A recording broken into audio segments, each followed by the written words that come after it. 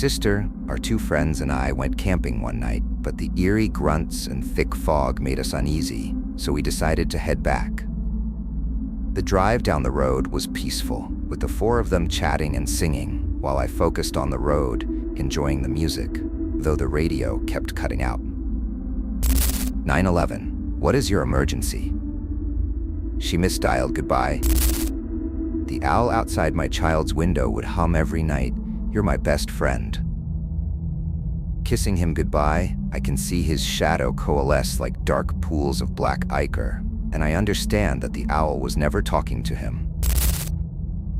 We gave our adorable little daughter a bottle of monster spray and told her she didn't have to be afraid of the growls and hisses anymore.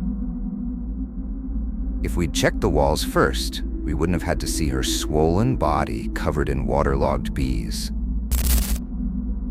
My bratty little sister said, "I dare you to say Bloody Mary 3 times in the bathroom."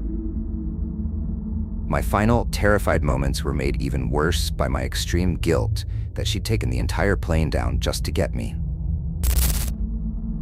"Baby, monsters aren't real, but I'll check under your bed anyway," I said to my hysterical daughter. The thought died immediately when I pulled out snake shed as thick as my calf. The silence was unnatural. No wind, no birds, every window dark. Dad came home far too soon in full hazmat, dragging me straight to the shower, my jaw locking as he laid out a new suit and sobbed inside his mask. As I kissed man's forehead for the last time, I signed a deal with the devil. I would hive him my son if I could be with my wife again. I awoke with a melancholic glee when I heard a knock at the door, but all I could see on the other side was her open casket. Grandma taught me that when she was a girl in Newfoundland, she and her friends turned their coats inside out on the way home to keep the fae from taking them. When I woke up on the ceiling and saw the thing in my bed wearing my face, it looked up and snickered. "You knew the rules." "I don't like labels, they just complicate everything," he said. She repeated those words mockingly as she printed off another label with his name to put on the next Tupperware container. Staring at the monitor, the pregnant woman hired a lip reader to interpret what her fetus was trying to say. The lip reader paled and said, "He's saying, someone's in here with me." "I've only ever eaten grapes," she gushed as I fed my new bride a peach for the first time. "You fed me a stone fruit," she screamed, as snakes burst from her head and her bewildered gaze slowly turned me to stone. You know, he had murdered 100 men without ever being seen. So at the time, I launched the greatest manhunt of my career to finally snare him. "But now, I would be fine just knowing what he looks like," mumbled the officer, staring blankly at a 6-figure death toll.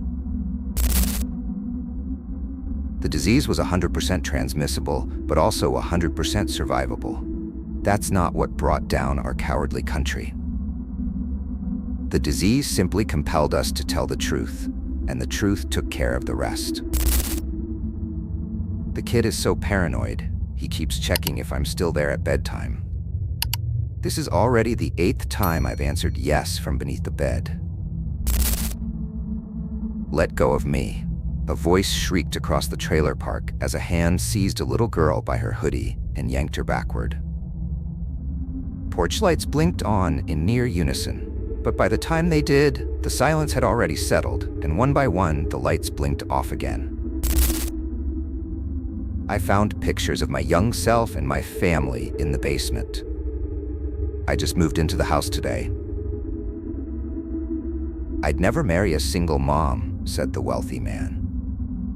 His chauffeur eyed the man's beautiful fiancée and knew what he'd have to do. Death is everywhere, and at some point in your life, you have probably stepped where someone died. Question is, out of all of those steps, if you dug down, how many people would there be that were never found? "Mom, a weird red dog bit me," the child said. "I want to go to the doctor." Quit being so dramatic. I'm not taking you anywhere unless you're actually sick, the mom said sternly as she wiped the blood and foam off the child's arm.